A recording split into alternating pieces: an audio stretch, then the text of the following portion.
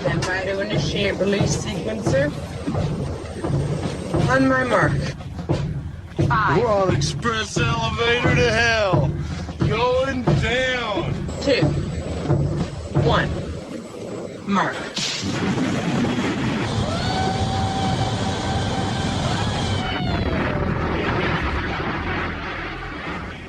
Hello, everyone. My name is Mark, a.k.a. Derringer. Today is Sunday, September 30th, and you are listening to episode 176 of the Instant Action Podcast, your weekly source for Planetside 2 news and information.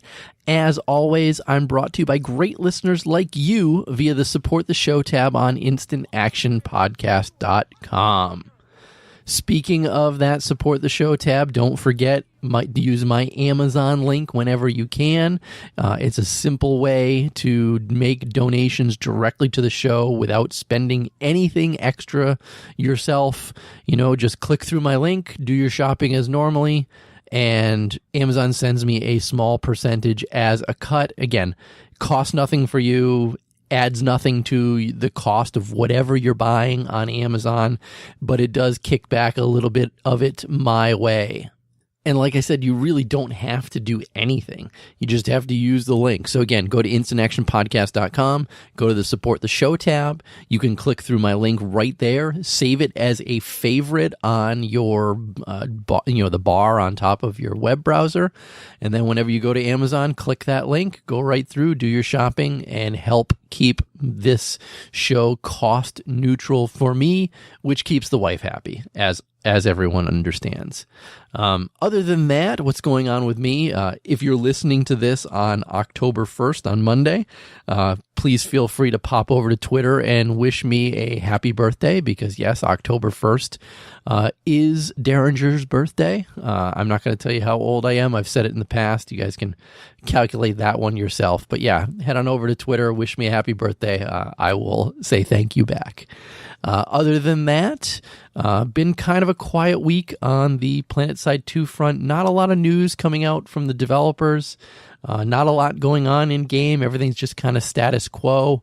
We're rolling into October and then November. And then December too. Those are 3 kind of big months for Planetside 2 with a lot of stuff going on. I'll talk about that a little bit later on in this week's show. So I do expect to get some more stuff to talk about in the next 3 months as things come into the game themselves. Other than that, I had my normal chances to play. Been playing a lot of Planetside 2. Also been playing a lot of World of Warcraft, not going to lie. I do split a lot of my time between those 2 games right now. I hate to admit it, but World of Warcraft has kind of been sneaking more of my time than Planetside 2 right now. But again, still getting my time within Planetside 2. But enough about me. You guys don't care so much about me. You guys don't care that I had an awesome soccer game today. My team won 5-1. I scored 2 goals. You know, it was the perfect pre-birthday soccer game. You guys don't care about that. You want to hear about what's in store for this week's show. Well, first I want to talk some more about performance on the PlayStation 4. Then I want to talk a bit about membership, then new lore, and then finally the return of one of my favorite Planetside 2 holidays. So strap in as we hot drop into another episode of the Instant Action Podcast.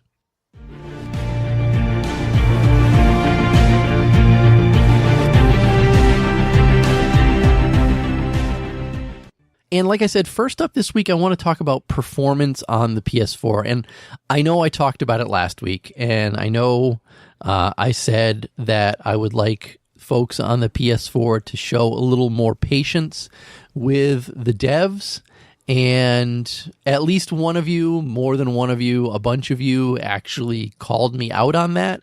And I appreciate you for calling me out of it. And specifically, Swift Requiem was the first person to call me out on it, so I'm going to give him all the credit, because he felt that me saying to give the devs a chance to fix it was strange wording, because in his opinion, the game has been hard crashing on the PlayStation 4 since launch in 2015. And of course, in being in 2018, it's quite a long time for the game to still be crashing. He also feels that it's not a new issue, and that in his opinion, 50% more frequent than it used to be, and that they've known about it for a long time, and it shouldn't take 3 years to fix something like this.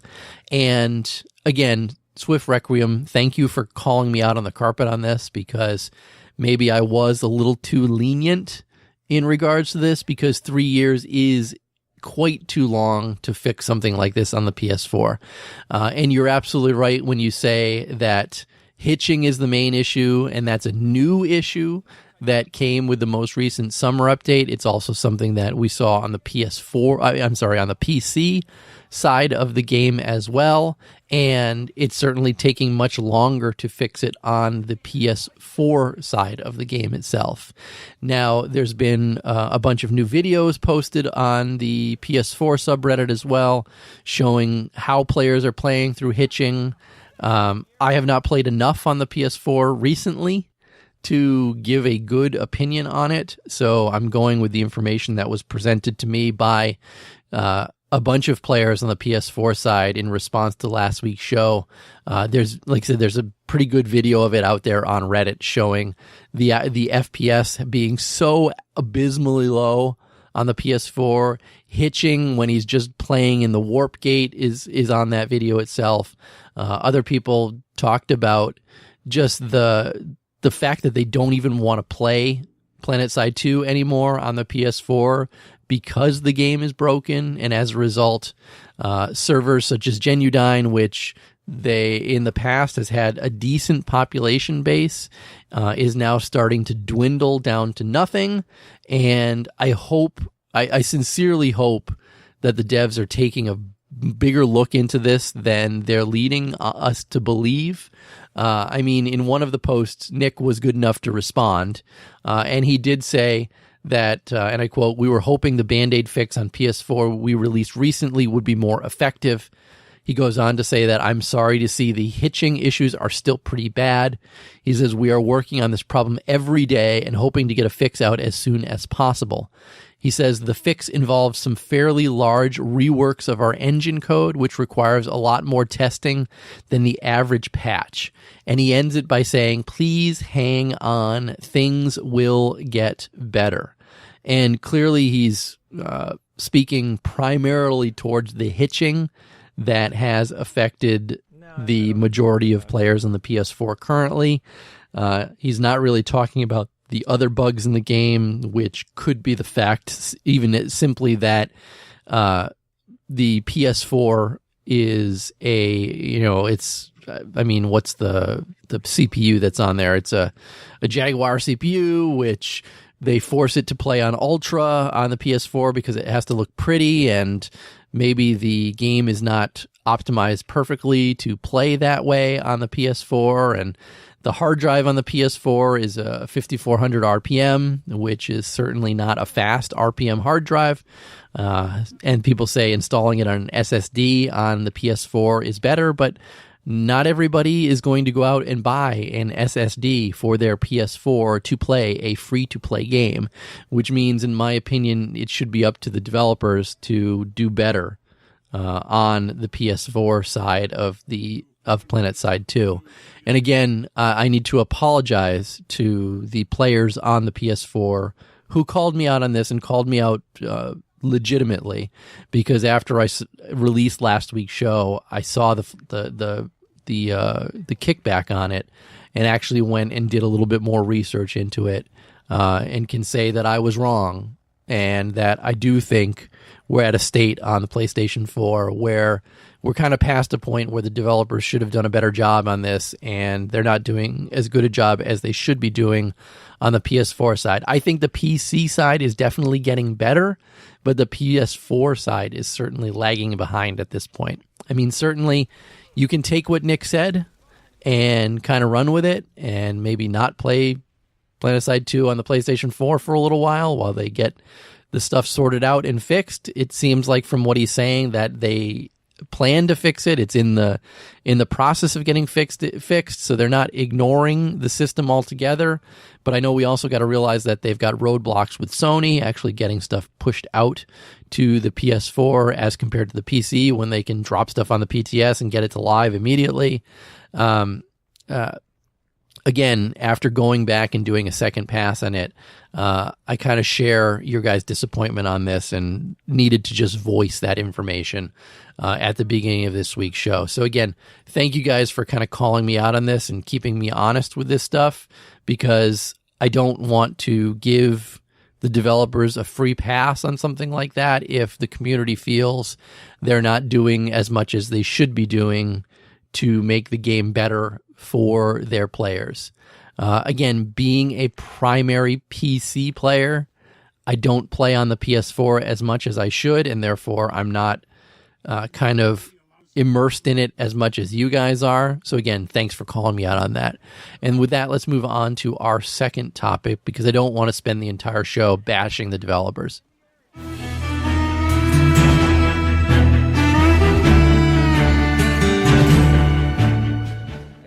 So second up this week, someone asked on Reddit what the status of the membership rework that had been kind of floating around in the not too distant past. And we got a response from Roxley on this, and she said that it's not a rework that they're working on, but that they will have another unique benefit coming out for members later this year. She goes on to say that she can't say much for now, but that she thinks that it will be pretty sweet. Now, what I want to do on this is speculate maybe on what this could be. And of course, this is me just completely grasping at straws on this one, because we certainly, like I said, Roxley did not give us any indication on what this membership benefit could be. Someone in the Reddit post did ask, is it going to be free ASP respecs? And she said that they want to make ASP respecs something that they're going to bring to the game eventually. And I think she didn't really understand the question, because the person wants maybe each month a free ASP respec if they want one, and she didn't really respond to that, which I think that would be an excellent membership perk once it does come out. I'm hoping that we're going to see the ASP reset option before the end of the year. I'd also like to see some more ASP options by the end of the year. But I think that would be an excellent membership perk for members, to give them once a month a free ASP respec. If I had something like that, I'm not going to lie, I would certainly take the time to go in each month, maybe play around with the different ASP stuff and try something new. It would. Right now, I've spent all my ASP points on the engineer class.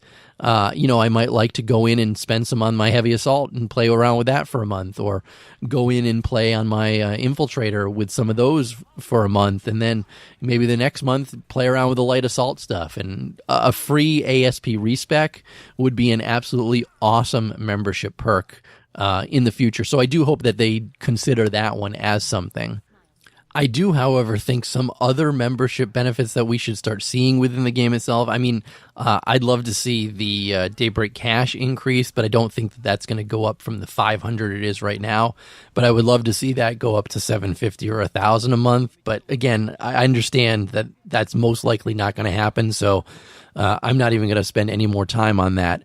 But some of the other membership things that I would like to see come to the game itself, in addition to that Daybreak Cash, I would love to see more things hit that membership-only shop. And I do think that they're missing out by not having a lot of the player studio stuff hit the membership area first. Give us a crack at it first for being members before it goes out to the general public. I think that would be a huge membership benefit, and it would be a small one to do, so simple to do, in my opinion.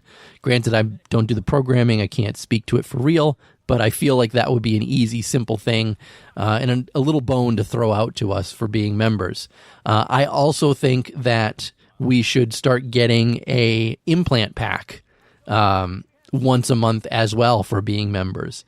And it should be a pack that could grant you any type of implant that's out there. I mean, a lot of you, if you're like me, you're spending your certs on implant packs anyways. It might be nice to get one of those as a free perk for being a member. Something that you have to claim, so you got to make sure that you go in and do it. And obviously it would be only on one character, so whatever character you're actually logged in on any given time, you could certainly you'd get a free implant pack, and that should be another simple one that they should be able to dole out to us without too much work. Now, I've been a member for a while now on Planetside 2. I mean, there were certainly times in the past where I turned it off because I didn't feel that it was worth it, but I've been a member now for a long time.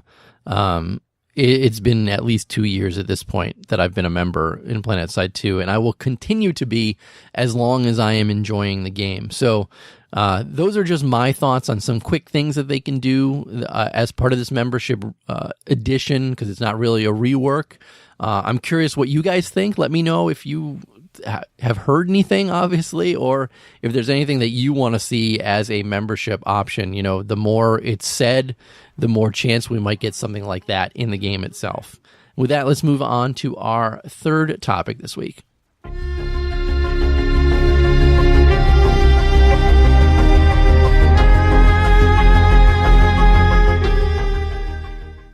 And third up this week is new lore. I don't know if you guys saw the tweet about it or not. I certainly did.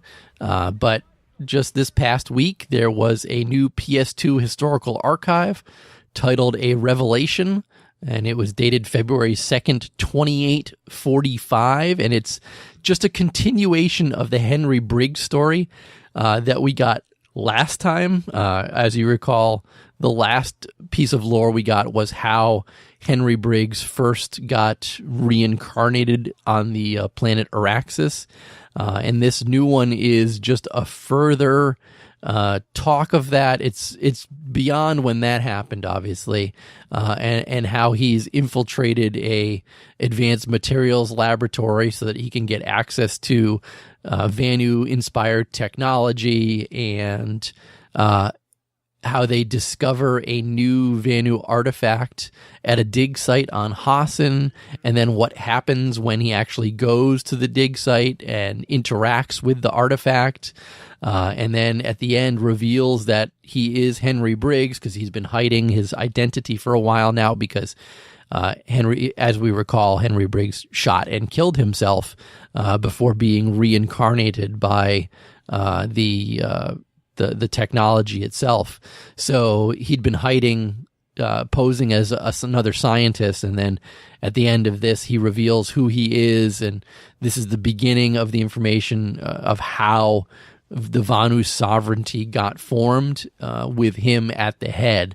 So if you are a lore junkie like I am about Planetside 2, another excellent story to read. It's not very long either. I mean, it's a quick 5-10 minute read, just to get through it all, just to get more backstory on the game itself. I love reading this stuff. I'm curious who at Daybreak Games is writing this, or if they have actually outsourced this to any of the PS2 lore folks that were out there. I'm curious, and I should probably follow up on that to see who actually is putting this stuff together, because whoever it is, they're doing a good job. I'm not sure if they actually have access to some older stuff out there and they're just tweaking it for themselves. But either way, good stuff, and I want to see more lore come out of them. So anytime that they release something, I'll give you a quick synopsis of it and exactly where it is, so you guys can go read it yourselves. Like I said, I'll include a link to it on this week's show, so that way you can go check it out and read it yourself if you like lore as much as I do.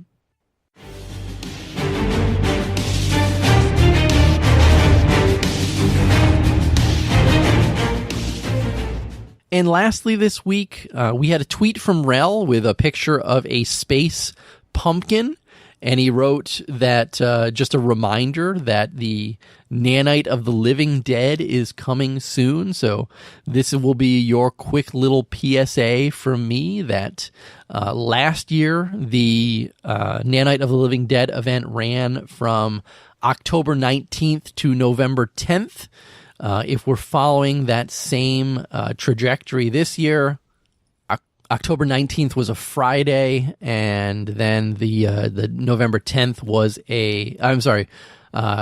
October 19th was a Thursday, and then November 10th was a Friday.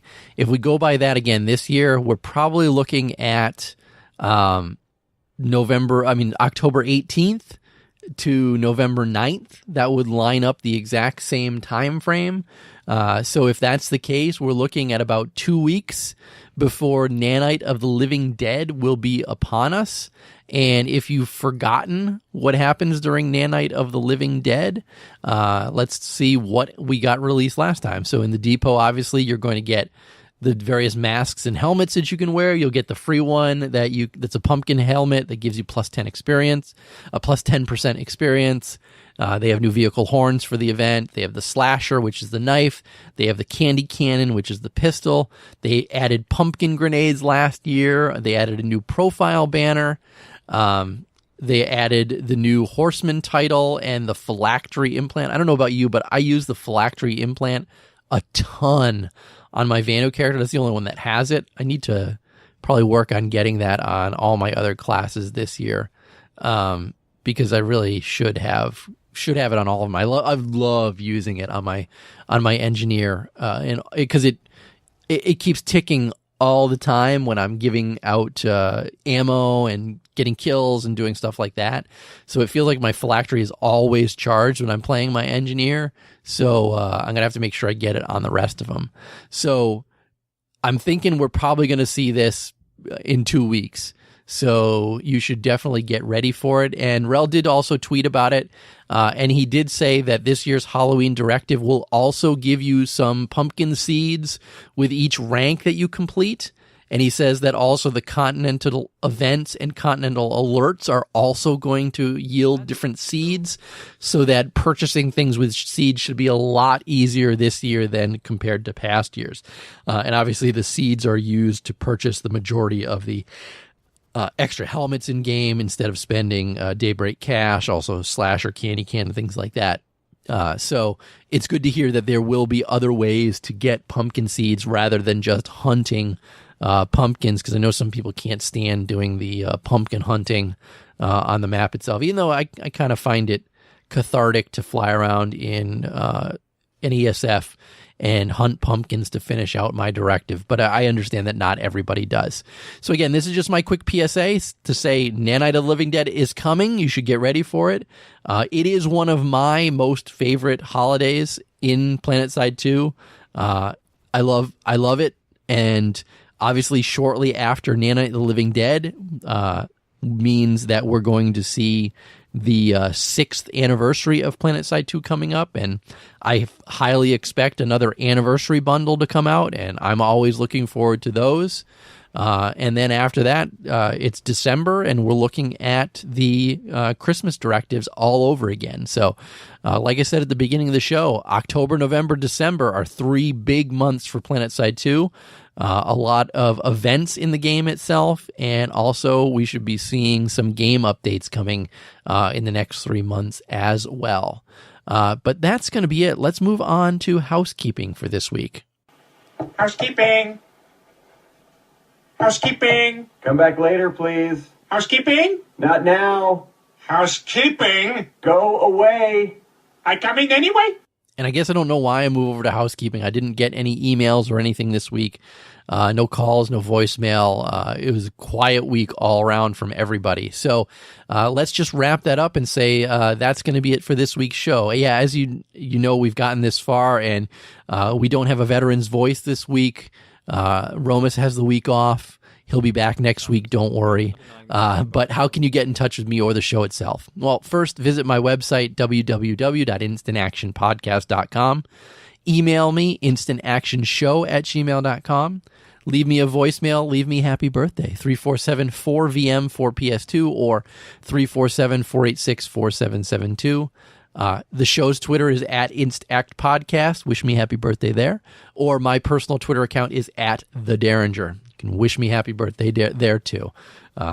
I'm not asking for it though. But in closing, if you've enjoyed the show, please leave me a review on your podcast listening avenue of choice, whether it's iTunes, Stitcher, Google Play, or anywhere else. Also, feel free to tell your friends and outfit mates about the show. And finally, thanks for listening, and keep spamming that Join Combat, formerly known as Instant Action button.